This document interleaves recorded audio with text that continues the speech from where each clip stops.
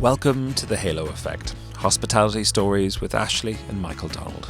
With over 40 years working in the hospitality industry, we've lived some incredible experiences, and as a husband and wife team, we continue to forge our path through business and life that continues to present challenges and opportunities. Through this podcast, we would like to share these experiences and provide some behind-the-scenes insights into the world of hospitality and entrepreneurship. We hope that this will help anyone who is on a similar journey by sharing how we forged our own path through this incredibly rewarding, yet often challenging industry.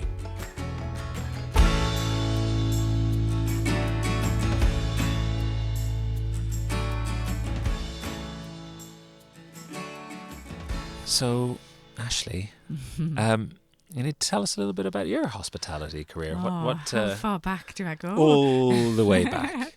What was the first experience you had? It was dishwashing at a pub in Northumberland, which sadly isn't there anymore, but I'm still in touch with the wonderful family. And I started there, I think, when I was 13, behind the scenes dishwashing, and then progressed up to waitressing and then bartending. And I was there every summer and weekend from 13 to 18. And that's what I love about hospitality is it's a really accessible kind of step, isn't it? It's your first job, and it teaches you so much. I think people skills, dealing with conflict, organisational skills, mental arithmetic when I was on the bar, which I'm still not brilliant at. Better than you were, though. Maybe. But it was all of those things, and I think the confidence. And then I also really wanted to go to university, and love Newcastle, but I think I really wanted to go and kind of spread my wings, as it were. But I remember getting all of these prospectuses for universities and thinking perhaps I wanted to go down more of a kind of science-based route. And I just remember chatting to my dad and him kind of asking me, well, what is it that you really love doing? And I kind of described, I love kind of being with people, and I really want to travel, and I love my job that I do in the bar. Is that okay? And is that what you're thinking about in terms of science? Or what about this course? And actually there was a hotel and tourism management course, and there was a few around the country, but the one that really piqued my interest was at Sheffield Hallam University. It was a 4-year course, but you got a year out to work in industry, your third year. So off I went to Sheffield. Is that what really piqued the interest, the going away for a year? Well, yeah, it was kind of just really intriguing that you could combine your course with actual practical experience, and also the fact that the course was almost, I would say, a business degree that was focused in hospitality. So whilst we did learn how to run a French kitchen and do your samaging and set up silver service, which I still not brilliant at today, it was more around the marketing and the strategy and the financial forecasting and actually how to run a hospitality business. So it was a really kind of well-rounded course, and with it being a hospitality course, it was so much fun, and my best friends are the friends that I met on that course, and we still all meet up, and the next generation all get on, and it's amazing. But yeah, so started my degree, absolutely loved it, loved living in Sheffield, and then this incredible opportunity came up on this work placement to go to Colorado Springs, which I had to, in those days, get the paper map out and show my parents where I was heading off into the mountains, and arrived at this incredible resort. It's the Broadmoor Resort, and it's one of the few 5-star and 5-diamond hotels in the world. It's at the foothills of the Rockies, this gorgeous lake. At the time, I think it had about 800 bedrooms, and I was working at the reception desk, so I was checking in and checking out, sometimes 800 rooms and 800 rooms back in again, visited by various kind of rich and famous people, and that was very much my first window again into that luxury hospitality and what that means. And even though it was a huge resort, we had a very specific way of welcoming people, recognising if they were returning guests, really looking at personalising each and everyone's experience. And there was an incredible team of people, again, friends for life, who I still see now. And in fact, we went back, didn't we, about 5 years ago, and there were still people there who I'd worked with sort of almost 20 years ago, which was incredible. So that really planted a seed for me about global hospitality, about 5-star luxury hospitality. And it was very much a world that I just hadn't had experience in whatsoever. So when I came back to university to do my final year, I was really starting to think about, okay, what does my career look like?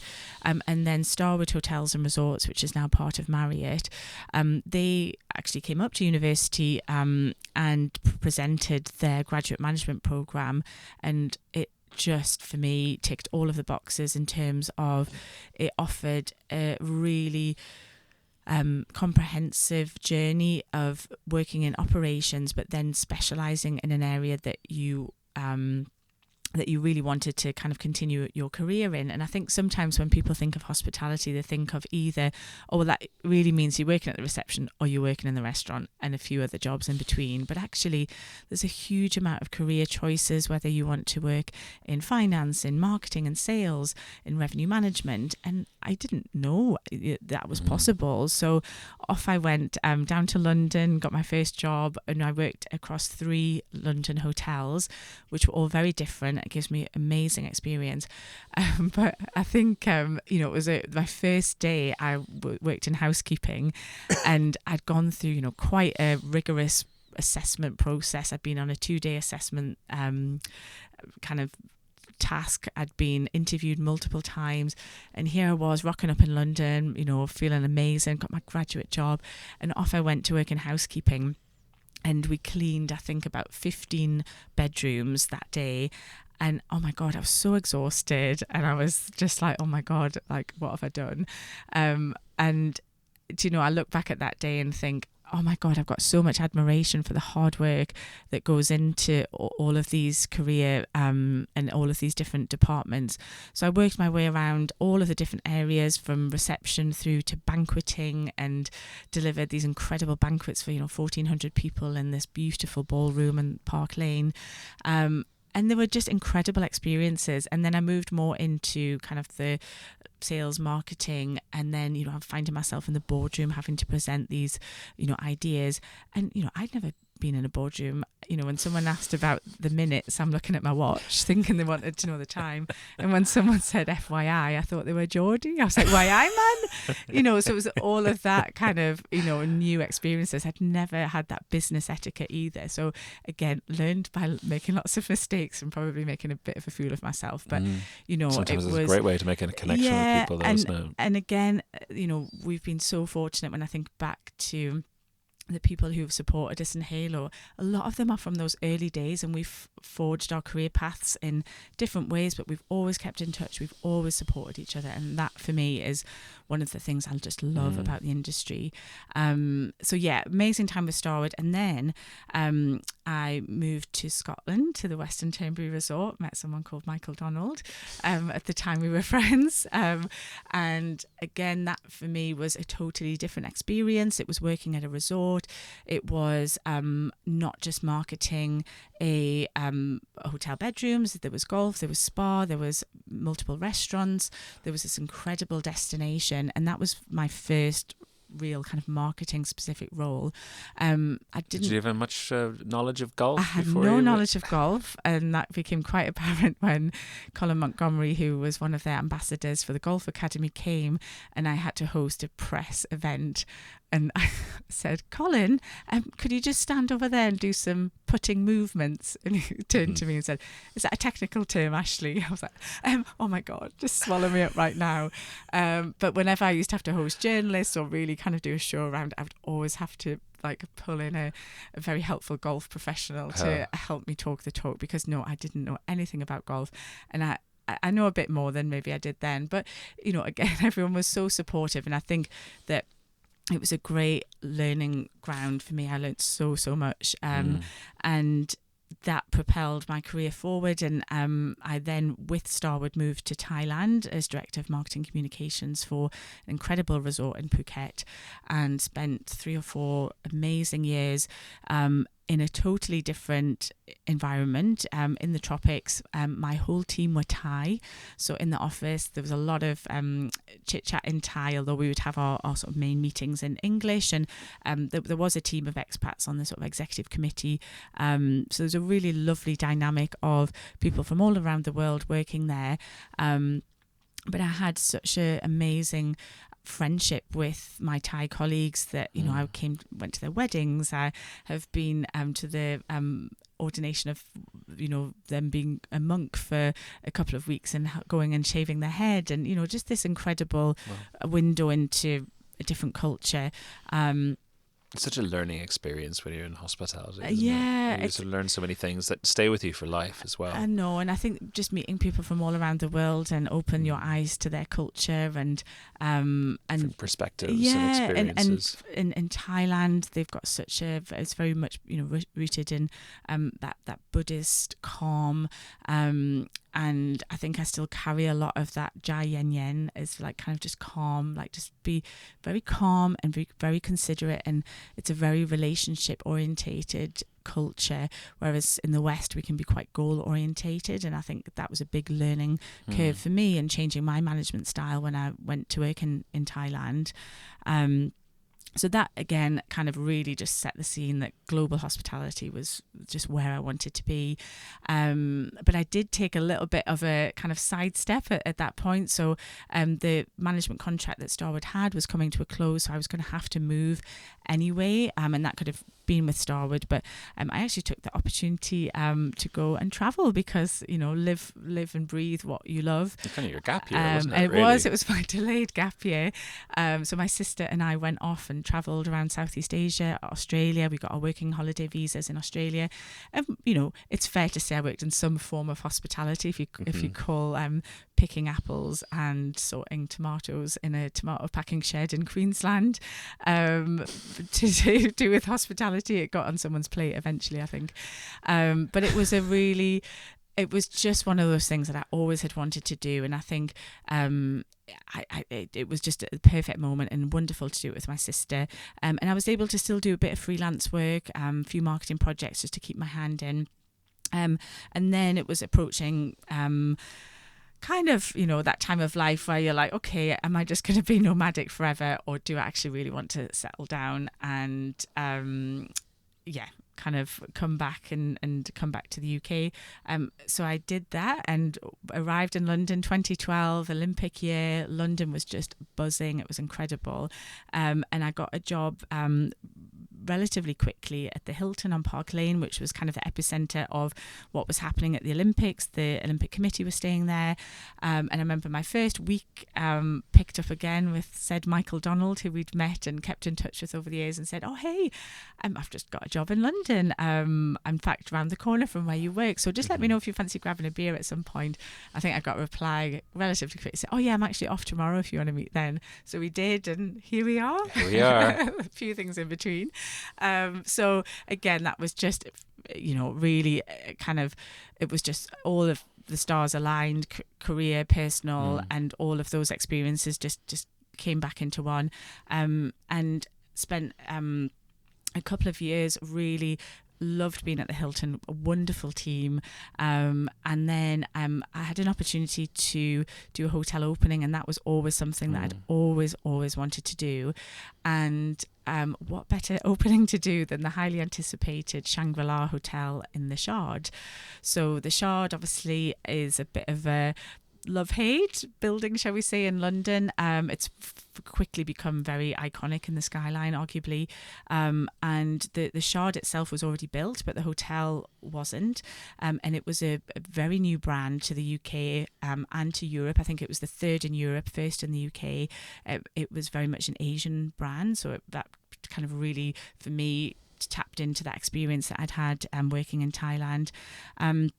And it was initially a maternity cover role, so it was a bit of a risk to leave my... I think that's a huge point, all right. Yeah, because you'd gone from, obviously, Starwood, how many years in Starwood? Like in 8 years, 8 very years with Starwood, secure, very permanent role. And then had moved to Hilton in a permanent role. Yeah.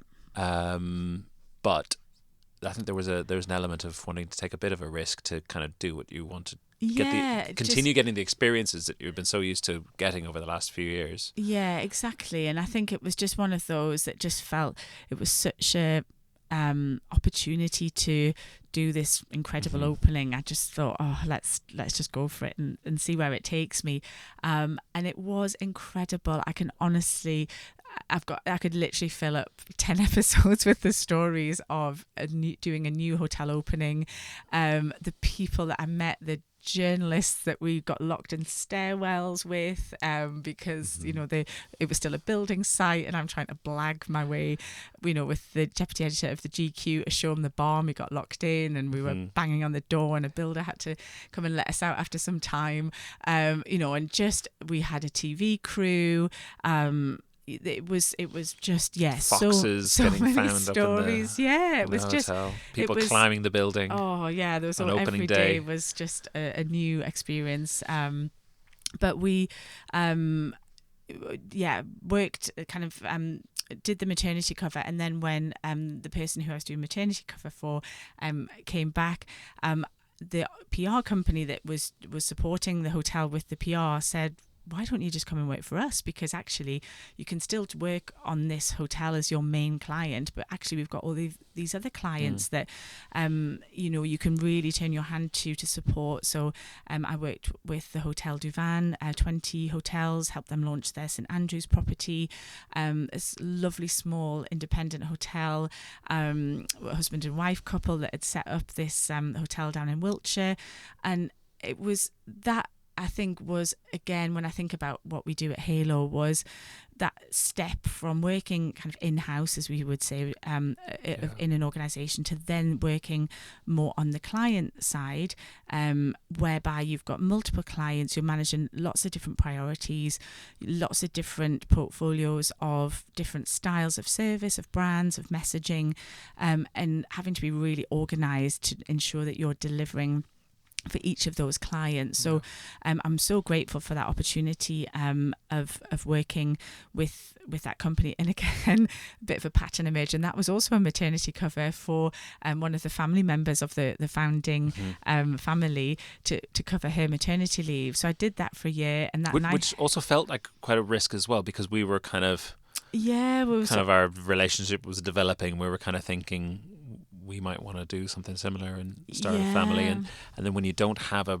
role that's permanent, you start thinking, what's going to happen with maternity leave. So it was kind of, I do remember us having many conversations, and I would imagine a lot of entrepreneurs or people in business are thinking the same sort of thing. What do I actually definitely. What decision should I make? Should I go with? Should I stay in this job where I know I'm going to get decent maternity leave, or risk the potential of just going with your basic or no maternity leave, depending on how it works.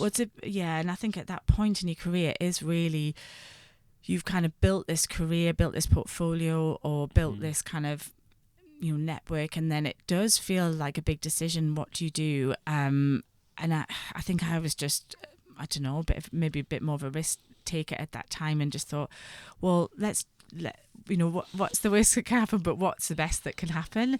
And I'm so pleased that I did that, because it just, I think without having had that experience, I think setting up Halo would have been quite different, because I don't think I would have had that sort of client servicing mentality and that kind 100%. of discipline of having multiple clients and really making sure that you feel like an extension of their team, but for each and every client to feel that way. And that's always very much what we endeavour to do. So I then kind of fell into this sort of PR agency side of things, which was really new. Although I'd always had relationships with journalists as part of my role, this was very much now pitching to journalists, understanding what stories would resonate, building one-to-one relationships with journalists. And all of a sudden I was going out for these lovely breakfasts to meet journalists, and lunches and cocktails. I was like, this is what I've been missing. So it's great, and still to this day I can can call upon journalists that I met in those days that can help us to get stories out for some of our Halo clients. And even though I'm not doing that day to day, again, it's those relationships that you forge. And then as a slight sidestep, but again related to hospitality, I then went into more real estate PR, which again was another risk and another maternity cover. But what really I think the hospitality experience had given me was, even though I was selling a residential experience, there was still the levels of service and hospitality, and often these residences that we were selling had a brand associated with it. So we helped to launch 10 Trinity Square, which is a Four Seasons branded residence in New York. I had an amazing trip out into New York to help to launch a number of residences there, some of which were tied to global hotel brands. We even helped to set up a whole neighborhood, Hudson Yards, and sort of set up the kind of real estate messaging, which had lots of hospitality references as well. So yeah, lots of kind of diverse experience kind of converging. And then really that was then the moment that we left London and kind of to sort of where we are today. So those collections of experiences, I think, from my journey, and then those collection of experiences from your journey, are very much now 40 years of stories, experiences, connections, friends in hospitality, essentially, is kind of where that's kind of how Halo was born in many ways. Yeah, definitely. It's like life. It's a massive journey with ups and downs, and yeah, I'm not really sure what else to say there. I think you're so right when you say that those experiences towards the end of your time in London kind of prepared you for the requirements of running your own business and managing so many different client and customer expectations when you're doing it with our own business, because that's very much something that we're focused on. My experience was more rooted in what is happening right here, right now, in a sort of operational sense, and yours, luckily, you had that experience of managing almost remotely guest experiences, which can be a little bit different sometimes. It is, but together, it's a powerful combination. Comes together so well, and I think those experiences of working in a PR agency, it also helps us to look at that business development function, which I think, neither of us, that has come naturally to us in terms of going out and finding business and winning business. And, we'd always worked in a department that there was a salesperson that did that. And, for us, we're, I think, great relationship builders, and we're real, people's people, as it were. But that's really out of our comfort zones, actually having to go out and find and ultimately win business. But I think we very much did it our way, and I think very much through the sort of building of those relationships and building that trust and credibility. And we're so grateful that most of our business comes through referrals from people that we've worked with, referrals from our existing clients that introduce us to people, referrals from our amazing entrepreneurial community that we've been part of in Newcastle since we've been here. So I think that those experiences of working in the PR agency and building your pipeline of potential clients and having a real finger on the pulse of what's happening in the industry and how your services could potentially support certain things that are happening, that for me, those kind of mindsets and those disciplines were very much, I would say, started from being in a PR agency, but then ultimately we have molded that to be suitable for our business and what we do and who we are as people as well. So I thought it was interesting as well, your experience. Obviously you started off filling quite a few maternity leave roles, and then we found ourselves in those maternity leave roles, and then when you're coming back, then you're then filling those roles again. It was a struggle to get sort of full-time jobs, but they continued to offer opportunities. I think and that flexibility that you also kind of needed living in London. I found living in London, as I know you did, particularly challenging. Even though there's so much going on, if there's so many opportunities for experiences for raising children. But the biggest challenge is the commute and the long hours. The commute and the childcare. childcare. I mean, I remember, commuting and actually having to get a cable car back to Greenwich so I could get to nursery. And probably and a bus and a an taxi Uber. and an Uber. And that was quite stressful. And I think, thankfully we are in a different world now post-COVID with more flexible working, and it's amazing to see the hospitality industry having adopted that, because I think that for me at the time was one of the biggest barriers of going back to work in the industry with a young family, that there just unfortunately wasn't as much opportunity for flexibility, but that has changed massively, which is really encouraging to see. But yeah, absolutely. I think doing the consecutive maternity leave covers that I did, give me the opportunity to have a little bit more flexibility around my working. So I did only go back for 4 days a week initially. But also I think it gave me that when you are doing a maternity cover role, you have to get in and understand their business relatively quickly and start to make an impact. And often you're then managing a team, or you've got expectations set upon you to deliver quite quickly. And again, that experience of doing that, I think, has really helped me in the approach when I go and work with clients. And often, as well as doing consultancy and various hotel launch projects, I will do an interim head of marketing role for clients, and that can be, maybe part-time hours or a little bit of face-to-face and some remote. But I think, again, having done those roles in that maternity cover where you're just going in, making an impact, building those relationships really quickly with the team and supporting them to optimize everything that they do, and you're very much that support for them.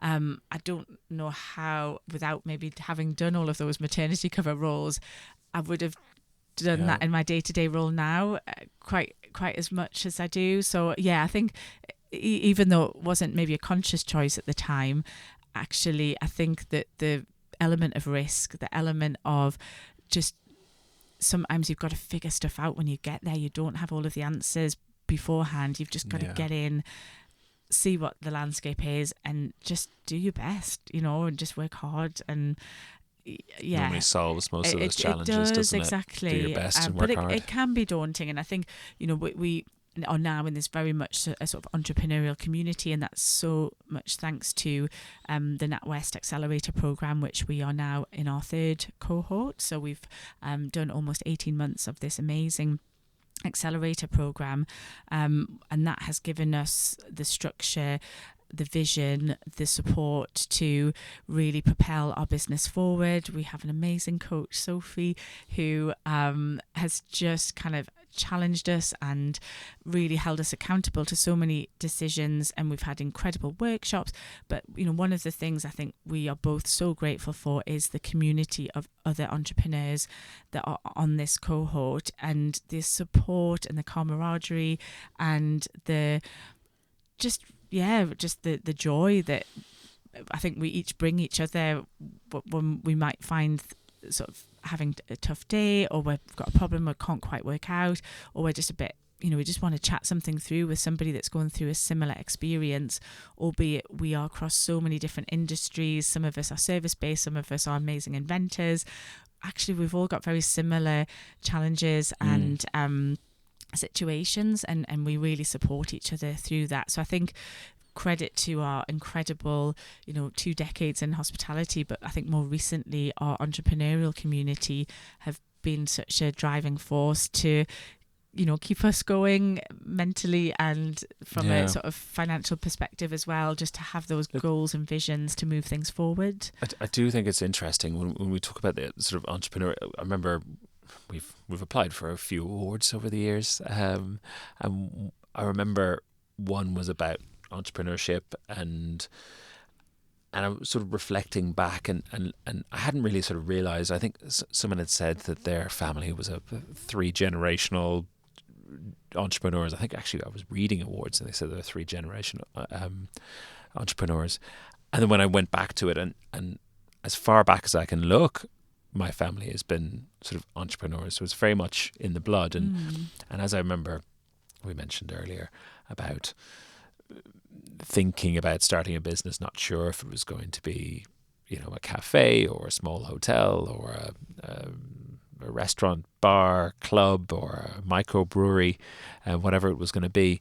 I never really quite got an idea of what that industry or role might be. But my side of the family have all been self-employed, whether it be my parents having their own business or my grandparents being doctors and chemists. My brother works for himself, but that wasn't really a background that was in your family. And I think it's probably the same for a lot of entrepreneurs, where there's a sort of a disconnect in understanding of the challenges it is being working for yourself and the loneliness that you can experience. And I think our community that we have sort of developed, certainly accelerated through the Entrepreneur Accelerator, has been very, very supportive. We're lucky because at least there's two of us. We can kind of have a debrief after any sort of particular challenges, but not everyone has that, and it can be a lonely place if you don't have that support, either within your household or within your family and a more extended family. Because we hear stories of people, their families be asking, are you getting paid for that? Are you getting paid for that meeting that you're doing? Is that part of your work? Do you have to be doing that? Or taking a call at a weekend, or having to do a little bit of work, or put together a reel, or whatever it is that you need to do. It's very, very challenging if you constantly have to defend yourself and explain why you're doing things. And justify, I know. Whereas with that supportive community that understands, these are the things, these are just some of the things that happen when you have your own business, and there are benefits and there are challenges, just like any work that you do. It's just maybe it's a bit more visible when the entrepreneur side of things spills over into a personal life, and it's a bit more noticeable. A bit more noticeable. I know it was. So I think my mum will sort of like, people ask me what you do, and I just don't really know. Is it kind of training? Is it this? Is it that? And what was really lovely was in 2023, I'd been shortlisted for Best Businesswoman Awards for Marketing and PR, and it was in London. And I thought, what a lovely opportunity for my mum and I to go to London together, make a real weekend of it, and kind of give her a sort of window into what it is that I do, and also what the community of women in business looks like as well. And being part of this awards community as a finalist kind of unlocked this amazing opportunity to go to this lovely event, but also the Best Businesswoman Awards has this incredible community. They do events throughout the year. There's lots of kind of peer-to-peer support. And already, as soon as I stepped into the room, I could just feel this amazing support. And already a few of the entrepreneurs had reached out to me, and we'd set up calls, and we ended up working together and doing lots of introductions to like-minded clients, and doing a webinar with each of us kind of skill sets. So already I felt like I'd won, because I'd met these amazing people, and also like my mum kind of got to experience that and sort of see what it was all about firsthand. And while she might not necessarily know exactly what you do, still she knows there's more than just you. It's not just you've made something up and you've. And I think just to see the opportunities and to see the support that there is for women in business. And I think obviously that has changed through the generations, and she wasn't, afforded that same opportunity as a woman in the workplace. So for her to see the next generation flourish, I think it was a really amazing experience. And then that was the icing on the cake on that experience, was that I won the award for Marketing and PR for Best Businesswoman Awards. And it was just so lovely to have that experience shared with my mum. We had such a good night. We had an amazing table, and we were sat with some of the judges, and they were sort of telling my mum that they'd read my application, and this really stood out, and I could just see my mum being like so proud and lovely. And I think that was just one of those moments that I was like, so this is what I do. Do you kind of and to and I think she's always been worried maybe about is it a secure enough job, and you've got, a family to support and all of these things, and would you not just go and get a job that you get paid for every month and it's the same, secure salary? Mm-hmm. And I think that for me, that was when the light bulb kind of went on, and she said, oh, I get it.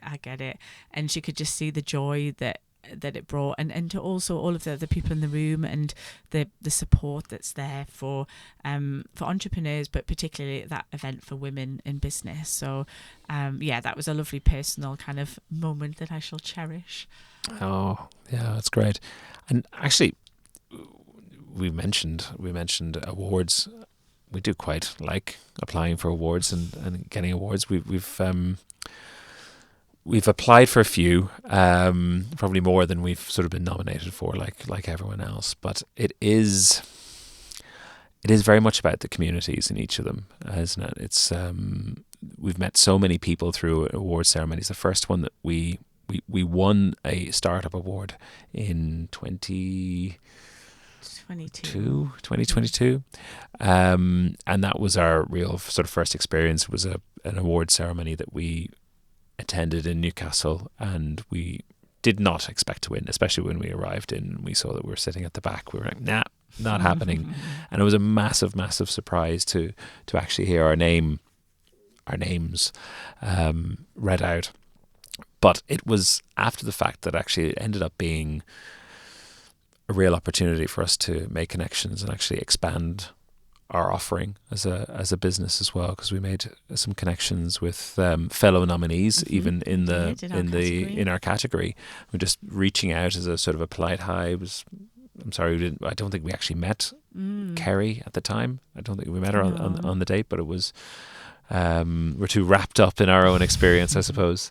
But we actually got in touch with Kerry from K Media after the award ceremony, just to touch base and say it was lovely to be nominated in the same category as you, and we'd love to meet up and see if we can do anything in the future. And she got straight back to us, and within weeks, like, it was really, really quick, wasn't it? It was within weeks we had a client who was looking for social media support, and Kerry was able to offer help there, and that immediately opened up a whole new arm of our business, and we're able to continue working with her ever since. And I think we were,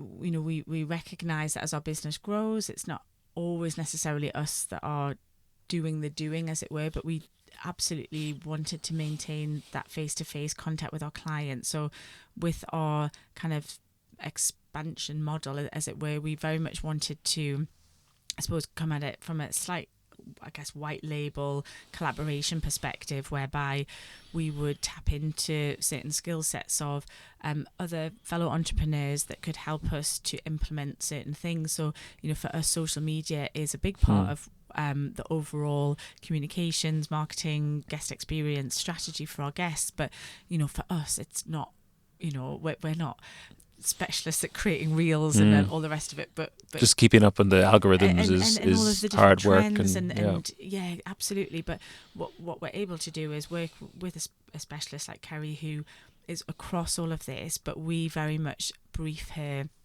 and oversee that the message is on brand for that particular client, and then our client still continues to deal with us, but we just have a different service offering that is complementary to the other consultancy services that we offer. So we're very much open to those collaborations, and again, really supporting our fellow entrepreneurial community, that if they've got certain services that we can then offer to our clients, but our clients ultimately still deal with us, and we just service that in the background with our connections, then that's very much how we would like to grow our business going forwards. We do really like to work with other entrepreneurs, don't we? We've kind of done that quite a bit in terms of our website we built ourselves, but for our imagery, we've worked with a fellow, our imagery and our soon to be our content and copywriting on our website. We've worked very closely with two of our fellow NatWest Entrepreneur Accelerator cohortees. Is cohortees a word? Probably not. Now. It is now. Both Lauren and Danica, and we really like working in that kind of way. I think it's probably the future for expanding our business, and we also think that there seems to be a sort of a new generation, a new sort of influx of people that are working for themselves. A lot of people have I think it's hugely precipitated by the pandemic and COVID-19, where people have now got very used to having a bit more flexibility in where they work and where they do it. And a lot of the services that we might need help with can be done remotely. We're not serving breakfast to people. So it really feeds in to that kind of structure where we can work with entrepreneurs who can work from anywhere. But we've got to know a lot of entrepreneurs that work up in the Northeast. So it is amazing to be able to support local businesses in that sense, and local entrepreneurs in that sense. Yeah, definitely. And even though, our clients are all across the world, right? I mean, we have launched hotels in Bangkok in the middle of a pandemic. We've got hotel clients in Seychelles, Montenegro, Morocco. Lots of hotel groups that are headquartered in London, but with hotels across the country, across the world. So it's, as you say, we are supporting that local ecosystem of entrepreneurs, but actually servicing a global industry as well. So it's great that, we're such a, I suppose, a boutique agency, if you like, and yet we are, working with groups that maybe have 50 plus hotels across the world. So it's really exciting that we work at a micro level, but then also at a really kind of global level as well.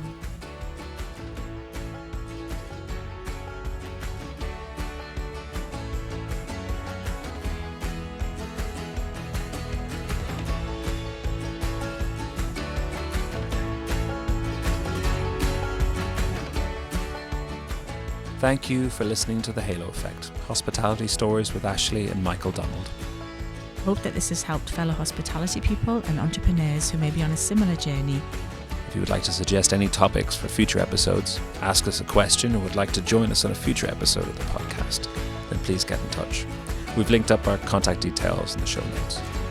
Don't forget to like and subscribe or follow The Halo Effect on whatever platform you listen to your podcasts. We look forward to welcoming you back to the next episode of The Halo Effect, Hospitality Stories with Ashleigh and Michael Donald.